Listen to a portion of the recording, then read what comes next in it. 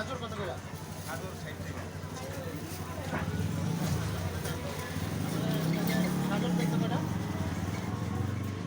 গাজর 1 কেজি আর এটা কত দাম? 100 টাকা। গাজর কেজি কত? 60 টাকা। হ্যাঁ কম রাখেন। তাহলে হলো মনে বেরো রাইতেছে আমারও রাত মাছ বেচতে 100 টাকা দিলাম। কাঁচা কলা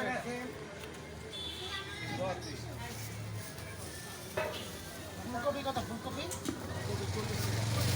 40 টাকা 1 পিস।